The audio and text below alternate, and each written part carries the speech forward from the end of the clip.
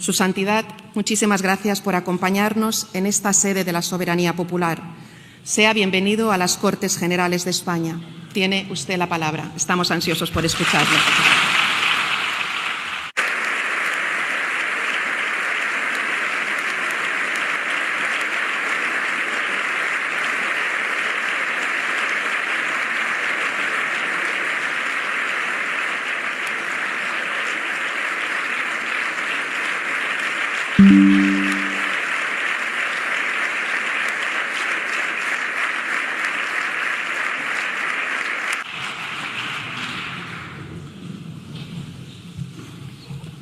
Presidente del Gobierno, Presidente del Congreso de los Diputados, Presidente del Senado, Presidente del Tribunal Constitucional, Presidente del Tribunal Supremo del Consejo General del Poder Judicial, miembros del Congreso, de los Diputados y del Senado, señoras y señores.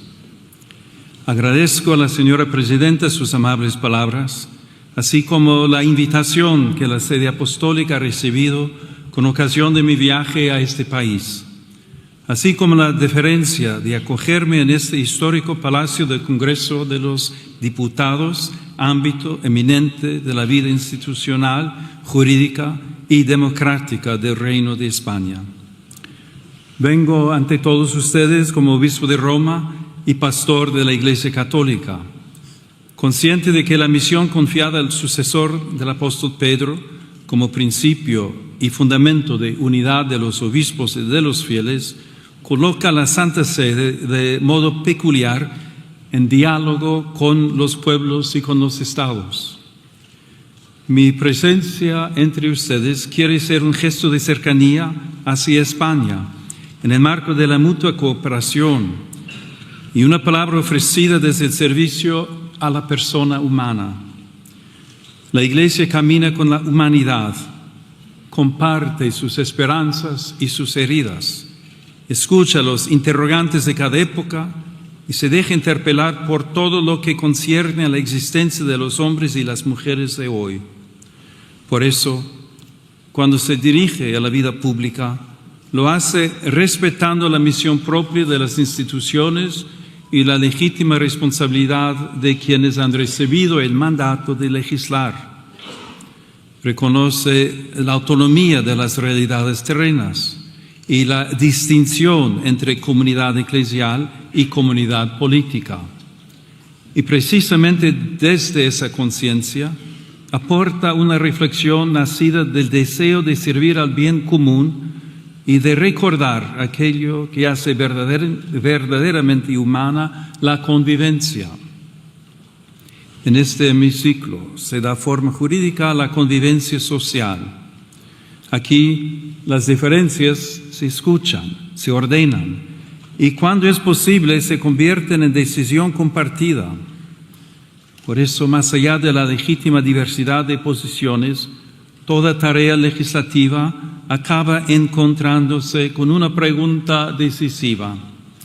¿Qué concepción de la persona humana inspira las leyes y qué tipo de sociedad construye esas leyes? Ante esta cuestión, España posee una memoria particularmente rica.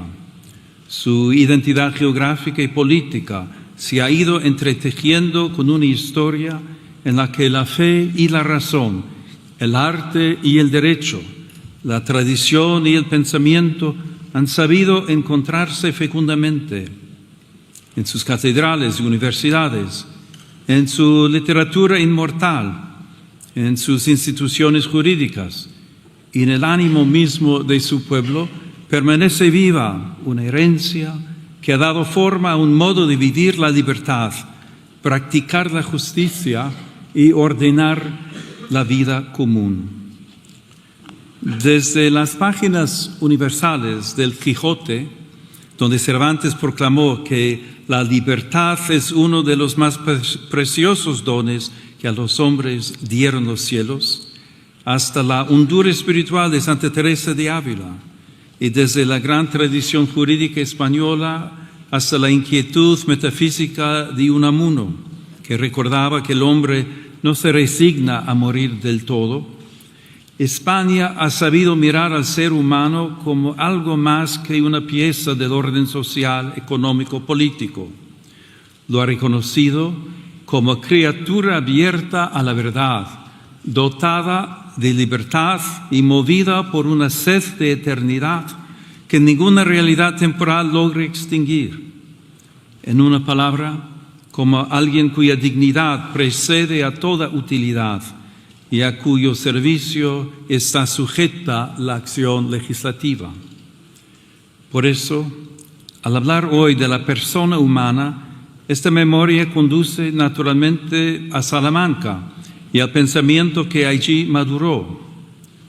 La presencia simbólica en esta sala de los reyes Isabel y Fernando remite a aquel momento en que España quedó situada ante responsabilidades históricas de alcance universal.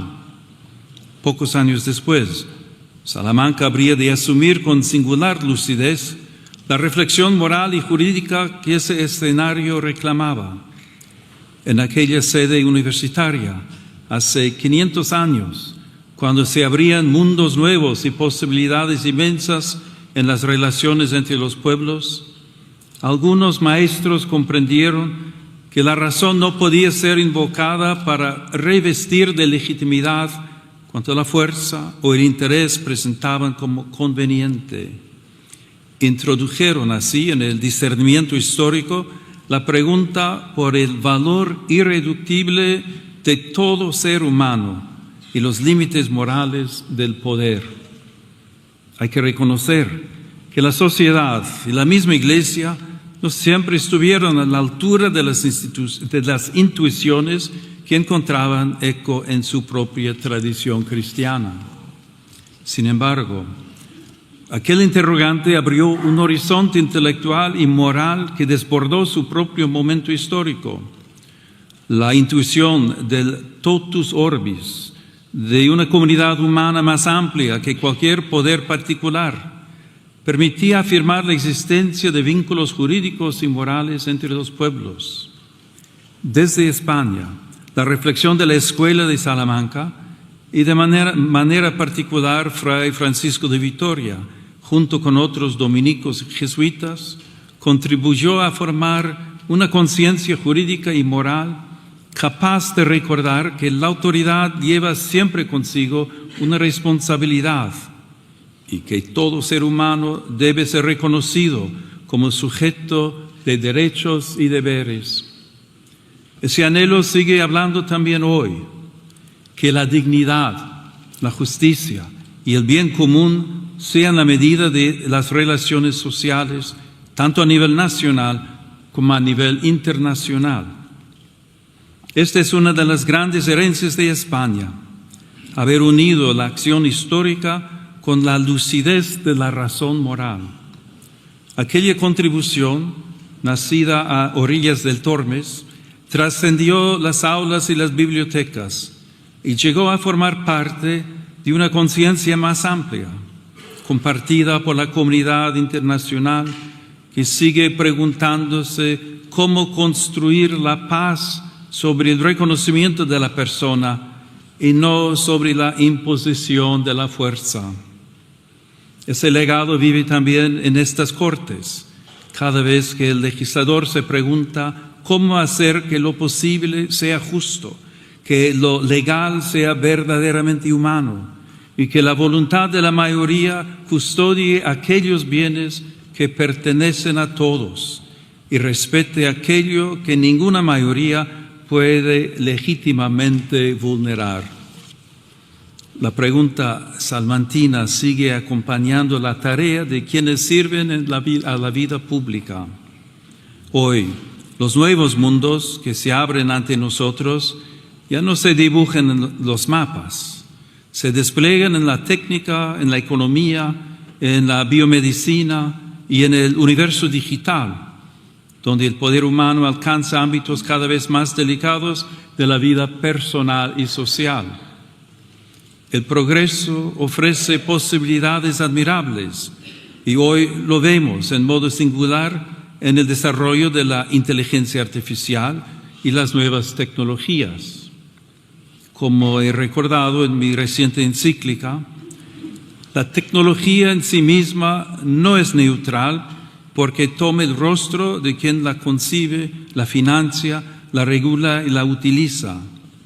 Por eso, ante las transformaciones de nuestro tiempo, nuestro discernimiento debe centrarse en qué lugar ocupa la persona humana en nuestras decisiones y cómo se plantean hoy de manera nueva la dignidad del trabajo, la solidaridad, la política social y el bien común. Este discernimiento comienza por una afirmación primera. Toda sociedad auténticamente justa se edifica sobre el reconocimiento de la dignidad inviolable de la persona humana. Tal dignidad precede a toda concesión del Estado y no puede quedar subordinada a consensos sociales mudables o al vaivén de las mayorías de cada momento. Pertenece a todo ser humano por el hecho mismo de existir y por eso debe orientar todo ordenamiento jurídico positivo. La fe cristiana la proclama a partir de la revelación. La razón humana puede reconocerla como exigencia inscrita en la verdad del hombre. Cuando esta convicción permanece viva, el derecho se convierte en amparo de todos y en garantía frente a la imposición de intereses y agendas particulares. Sobre este fundamento, me corresponde pronunciar hoy una palabra serena y firme ante quienes tienen la grave responsabilidad de ordenar jurídicamente la convivencia social. Esta convivencia puede verse amenazada por la cultura del descarte, como tantas veces advirtió el Papa Francisco. En este sentido, si la vida deja de ser reconocida como un valor fundamental, ¿qué futuro pueden tener nuestras sociedades? ¿Puede llamarse plenamente justa una comunidad que deje en la sombra al niño aún no nacido, al anciano, al enfermo, a quien sufre en silencio o a quien depende enteramente del cuidado de los demás? La defensa de la vida humana no es una cuestión parcial ni un interés confesional, es una meta de civilización. Toda vida humana debe ser reconocida y custodiada desde su concepción hasta su ocaso natural, en cada circunstancia de su existencia. Cuando esta certeza se oscurece, los más vulnerables son las primeras víctimas y la ley pierde su significado más profundo, servir y proteger a cada persona.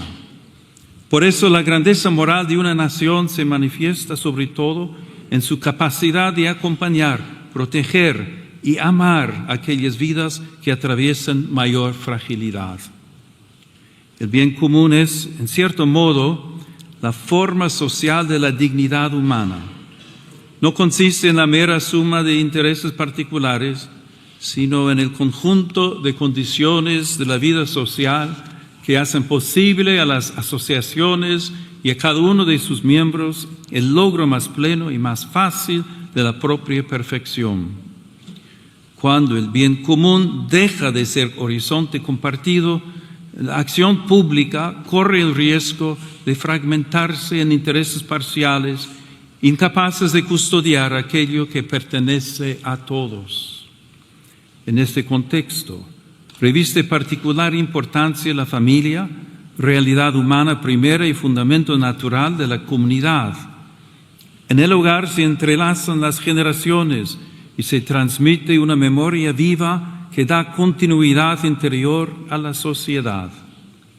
Allí donde la familia es sostenida, se fortalece también la estabilidad espiritual y social de las naciones. La familia será siempre la primera escuela de humanidad en la que se aprende, antes que en cualquier otro lugar, la gramática elemental de la convivencia. Recibir la vida, cuidar al otro, perdonar, servir y pertenecer. También las instituciones educativas ocupan un lugar decisivo en esta tarea. En ellas, Las nuevas generaciones pueden aprender a buscar y amar la verdad y a cuestionarse sobre el sentido de la vida y la dignidad de cada persona. Por eso, muchos padres deseosos de que sus hijos aprendan a relacionarse, a pensar con espíritu crítico y a adquirir valores sólidos, depositan en ellas grandes esperanzas como valiosas aliadas en su educación. Esta colaboración ha de respetar siempre el derecho primario e inalienable de los padres a elegir el tipo de educación y de formación que reciben sus hijos, en coherencia con sus propias convicciones morales, culturales y religiosas. La afirmación de la dignidad humana no puede permanecer abstracta cuando tantas personas se ven obligadas a dejarlo todo para buscar paz, seguridad y futuro. También el trágico drama migratorio interpela hoy la conciencia de las naciones y el fundamento ético del orden internacional. Numerosos hombres, mujeres y niños se ven obligados por circunstancias muchas veces dramáticas a partir de sus comunidades y dejar atrás seres queridos, historias y vínculos. Esta realidad rebasa cualquier lectura puramente demográfica o económica. Constituye una cuestión eminentemente moral y jurídica. Ahí donde una persona es discriminada por su origen nacional, étnico, religioso o lingüístico, o por su condición económica y social, se vulnera gravemente el principio universal de la igual dignidad de todos los seres humanos. La situación de los migrantes y refugiados exige una respuesta que mire a las personas, afronte las causas que las obligan a partir y vaya más allá de la mera gestión de flujos. De ahí nace una doble exigencia de justicia social: ofrecer vías seguras y legales, una acogida respetuosa y posibilidades reales de integración, y promover al mismo tiempo el derecho a permanecer en la propia tierra, trabajando para que nadie tenga que abandonar su hogar por falta de paz, seguridad o condiciones dignas de vida, por las desigualdades económicas y los efectos de la crisis climática. En los últimos años, las rutas cada vez más peligrosas han evidenciado el altísimo coste de esta realidad, tantas veces escondida o ignorada. Muchas personas siguen siendo presas de traficantes y contrabandistas que se aprovechan de su desesperación. Es necesario fortalecer la prevención, el rescate y la asistencia a las víctimas, especialmente en el marco de una cooperación regional y multilateral. Ninguna nación puede afrontar por sí sola un desafío de esta magnitud. Por ello, es indispensable una respuesta coordinada, solidaria y eficaz, capaz de garantizar protección, acogida y oportunidades reales de integración a quienes emigran. Cuando la respuesta institucional se hace cercana, justa y coordinada, las fronteras dejan de ser lugares de abandono y pueden convertirse en espacios de protección responsable de la dignidad humana. Señorías, el mundo atraviesa una profunda crisis espiritual y cultural que se manifiesta en múltiples formas de violencia, polarización y desconfianza recíproca. En este contexto, la paz se presenta como una aspiración política y más aún como una verdadera exigencia moral. Reclama una palabra pública que respete a quien piensa distinto, instituciones puestas al servicio del encuentro, una memoria histórica que busque la verdad y la reconciliación y una vida social capaz de sostener la amistad cívica y el respeto mutuo en medio de la discrepancia. En el plano internacional, la paz exige valentía diplomática, responsabilidad ética y una visión de futuro fundada en el respeto a la identidad de cada pueblo y en la obligación de los estados de resolver sus controversias por los caminos pacíficos que ofrece el derecho internacional. Toda guerra constituye, en última instancia, una dolorosa derrota de la capacidad de negociar y también de aquella conciencia común de la humanidad que reconoce vínculos de justicia entre las naciones. Las armas pueden imponer un silencio temporal, pero nunca podrán edificar una paz auténtica y duradera. Por eso, preocupa que en diversos lugares del mundo y también en Europa vuelva a presentarse el rearme como respuesta casi inevitable ante la fragilidad del escenario internacional. La verdadera seguridad, en cambio, nace de la justicia, del diálogo paciente, del respeto al derecho internacional y de una política capaz de poner la vida de los pueblos por encima de los intereses que se benefician de la guerra. También el desarrollo de las nuevas tecnologías y de la inteligencia artificial en el ámbito militar exige una vigilancia ética rigurosa para que las decisiones sobre la vida y la muerte nunca sean descargadas sobre automatismos ni sustraídas a la responsabilidad moral de la persona humana. La comunidad internacional está llamada a redescubrir el valor indispensable del diálogo como camino paciente hacia acuerdos justos y duraderos, fundados en el respeto a los tratados, en la transparencia de la acción diplomática y en la voluntad sincera de anteponer la paz al recurso a la fuerza. De ahí nacen la confianza y la esperanza. Como recuerda el lema de la Unión Europea, in varietate concordia, la unidad verdadera no uniforma, sino que cohesiona en la diversidad, haciendo de las culturas, sensibilidades y tradiciones una ocasión de enriquecimiento mutuo. Asimismo, dentro de las propias sociedades es urgente construir una cultura de la reciprocidad. La pluralidad política no debería degenerar en descalificación permanente del adversario.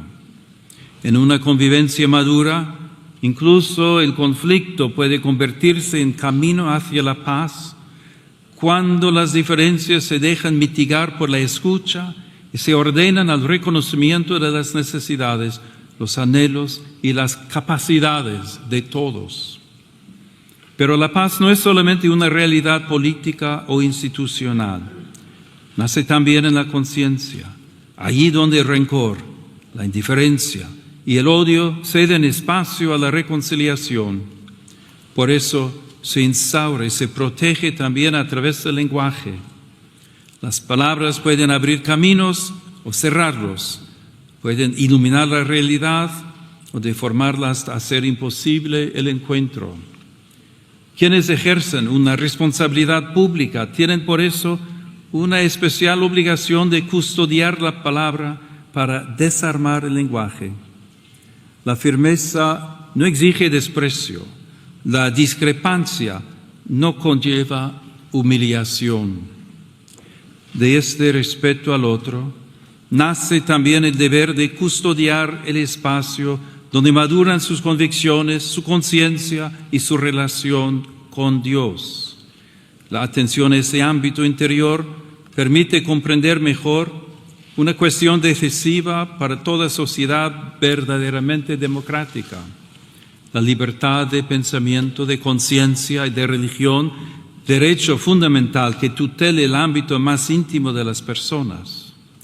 La libertad sobre la que se edifica el Estado contemporáneo, si es auténtica, reconoce la dimensión religiosa del ser humano, la respeta y la tutela jurídicamente, y evita que alguien tenga que renunciar a contribuir a la sociedad en la que vive por causa de su fe. Sin confundir el plano jurídico con el moral, conviene recordar también que la libertad necesita una comprensión plena de sí misma. Ser libre no significa únicamente estar libre de coacciones o disponer de muchas posibilidades de elección. Significa poder reconocer el bien y adherirse a él responsablemente. Por eso, toda sociedad efectivamente libre requiere también una justa delimitación del poder público, de modo que la libertad de las personas, de las comunidades y de las asociaciones no sea indebidamente restringida. Desde esta perspectiva, la legítima autonomía del orden temporal jamás debe interpretarse como hostilidad hacia el fenómeno religioso. La fe no pretende imponerse mediante privilegios ni coerciones. Sin embargo, tampoco puede ser relegada al silencio como si fuese irrelevante para la vida pública. En este contexto, el sigilo sacramental de la confesión reviste una importancia especial para la Iglesia Católica. Se inserta en el ámbito más amplio de la libertad religiosa, que garantiza a las comunidades creyentes un espacio propio de vida, organización y disciplina interna.